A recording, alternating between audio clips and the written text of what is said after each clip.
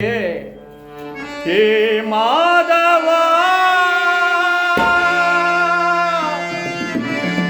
ಮಧುಸೂದನ ಶ್ರೀವೀರನ ಮೊರೆ ಆಲಿಸೆಯ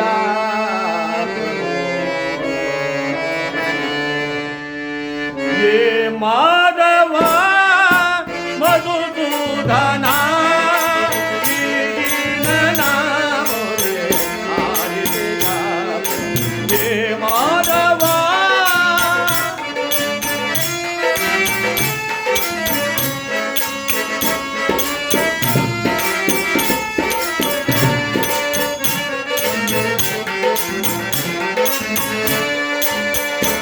ಪಾಂಡವರೈವನ ಪ್ರಾಣವು ನೀನು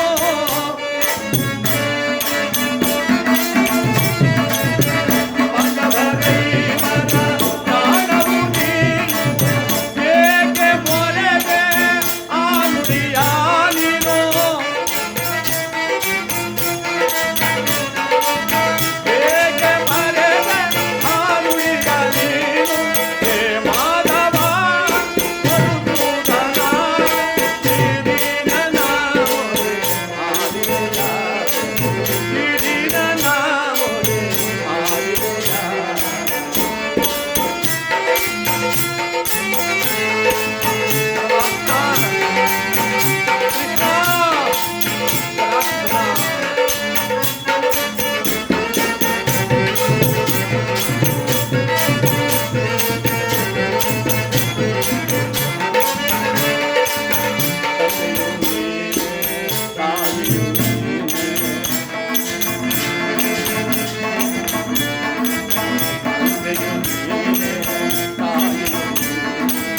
ತಂದೆಯು ನೀನೆ ತಾಯಿಯು ನೀನೆ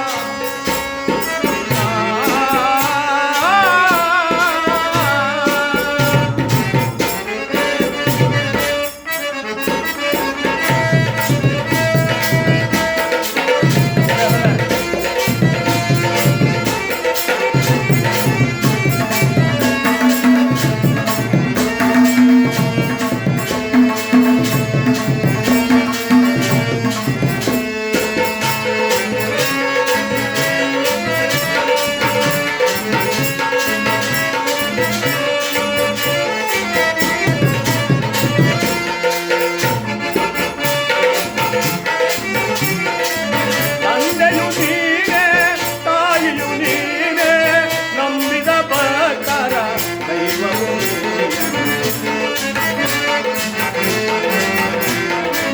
ನಂಬಿದ ಭಕ್ತರ ದೈವವು ಹೇ ಮಾಧವ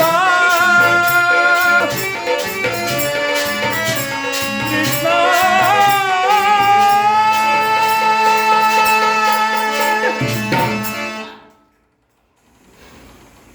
ಎಲ್ಲಿದ್ದೀಯಪ್ಪ ಜನಾರ್ದನ ಅಂತ ಹೇಳಿ ಧಡ ಧಡ ಧಡ ಧಡನೆ ರಥವನ್ನು ಓಡಿಸಿಕೊಂಡು ಬರ್ತಾ ಇದ್ದಾನೆ. ದ್ವಾರಕೆಯೆಲ್ಲ ಮುಳುಗಿ ಜಲಪ್ರಲಯವಾಗಿದೆ. ಆಗಿದೆ ಜಲಮಯವಾಗ್ತಾ ಇದೆ. ನದಿ ಯಮುನಾ ನದಿ ಕಡೆ ಬರ್ತಾ ಇದ್ದಾನೆ. ಹದ್ದು ಕಾಗೆಗಳು ಕೃಷ್ಣ ಬಲರಾಮರ ಶವದ ಮೇಲೆ ಹಾರಾಡುತ್ತಾ ಇವೆ.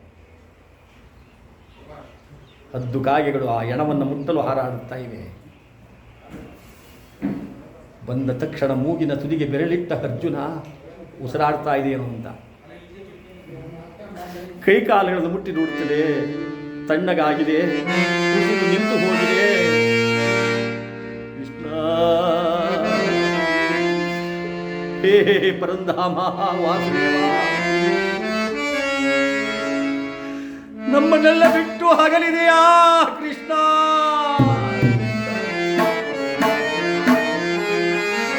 ನೋಡೋಣ, ಅಲ್ಲಿಯ ಪತ್ರ ಬರೆದಿತ್ತಲ್ಲ, ಆ ಒಟು ಪತ್ರ ಅದನ್ನು ಓದ್ತಾ ಇದ್ದಾನೆ. ಅರ್ಜುನ, ಯಾರಿಗೆ ಮೋಸ ಮಾಡಿದರೂ ಭಾಮೈದರಿಗೆ ಮೋಸ ಮಾಡಬಾರ್ದು ಅಂತ ದೊಡ್ಡ ಆರ್ಯೋಕ್ತಿ. ಸತ್ತ ಮೇಲೆ 2 ಶವಗಳನ್ನು ನರಿನಾಯಿಗಳು ಕಿತ್ತೊಂದು ತಿನ್ನುವಂತೆ ಮಾಡಬೇಡ. ಗಂಧದ ಸೌದೆಯಿಂದ ಸುಟ್ಟು ದಹನ ಮಾಡು. ಕೃಷ್ಣ, ಬಣ್ಣ ಬಣ್ಣದ ಹೂಗಳನ್ನು ತಂದು ನಿನ್ನ ಪಾದದ ಮೇಲೆ ಚೆಲ್ಲಿ ನಿನ್ನ ಪಾದವನ್ನು ಮುಟ್ಟಿ ನಮಸ್ಕರಿಸಿಕೊಳ್ಳುತ್ತಿದ್ದ ಈ ಕೈಗೆ ಬೆಂಕಿಯನ್ನು ಇಡುವಂತೆ ಹೇಳ್ತಾ ಇದೆಯಲ್ಲಪ್ಪ. ಎಂತಹ ಕಷ್ಟ ಕಾಲದಲ್ಲಿಯೂ ನೀನು ಪಾಂಡವರನ್ನ ಬೆಂಬಿಡದೆ ಕಾಪಾಡಿದೆ. ಈಗ ನನಗೆ ಬೆಂಕಿ ಹತ್ತಿಸು ಅಂತ ಹೇಳಿದ್ಯಲ್ಲೋ ವಾಸುದೇವ. ದುಃಖದಿಂದ ಅಲ್ಲಲ್ಲಿ ಬಿದ್ದಿದ್ದ ಒಣಕಟ್ಟಿಗೆಯನ್ನು ಎಳೆತಂದ ಪಾರ್ಥ ಸಾಲಾಗಿ ಜೋಡಿಸಿದ 2 ಶವಗಳನ್ನು ಕಟ್ಟಿಗೆ ಮೇಲಿಟ್ಟು ಕೈಯಲ್ಲಿ ಅಗ್ನಿ ನಿಲ್ಕೊಂಡು ಹೇಳ್ತಾನೆ, ಕೃಷ್ಣ, ಇದೋ ನಿನಗೆ ಸಮರ್ಪಿಸಿಕೊ ಅಂತ ಹೇಳಿ ಅಗ್ನಿಯನ್ನ ಇಟ್ಟ. ಧಗ ಧಗ ಧಗ ಧಗ ಧಗ ಧಗ ಧಗ ಧಗ ಧಗ ಧಗ ಉರಿತಾ ಇದೆ.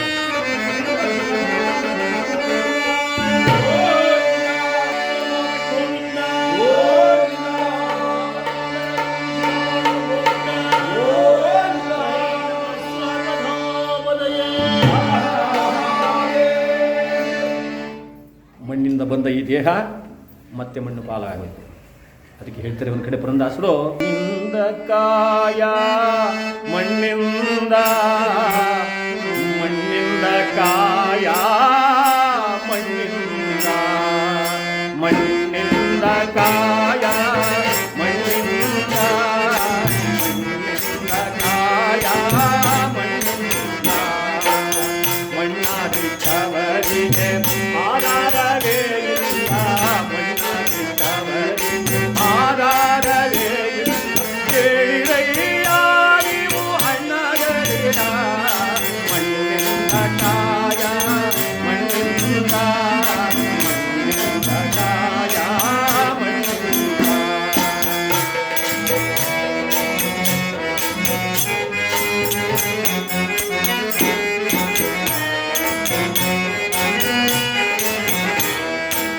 ಬಂದ ಬಂಗಾರವ ಬೆಳೆಯುವುದೋ ಮಣ್ಣು, ಸತ್ತವರನು ಮೂಳೆ ತುಳುವುದು ಮೇಣ.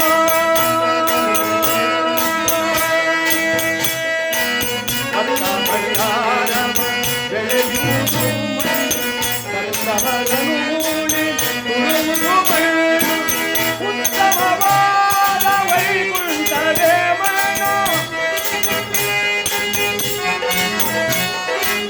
ಪುರಂದರ ವಿಠಲನ ಪುರಗಲ್ಲ ಮಣ್ಣೆ, ಪುರಂದರ ವಿಠಲನ ಪುರಗಲ್ಲ ಮಣ್ಣೆ.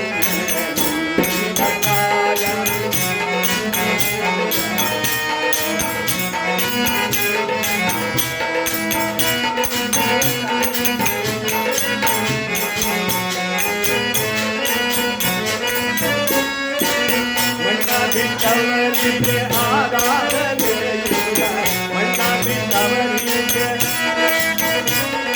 ಕೇಳಿರಯ್ಯ ಅಣ್ಣಗಳಿರ ಮಣ್ಣಿಂದ ಕಾಯ ಮಣ್ಣಿಂದ ಮಣ್ಣಿಂದ ಕಾಯ.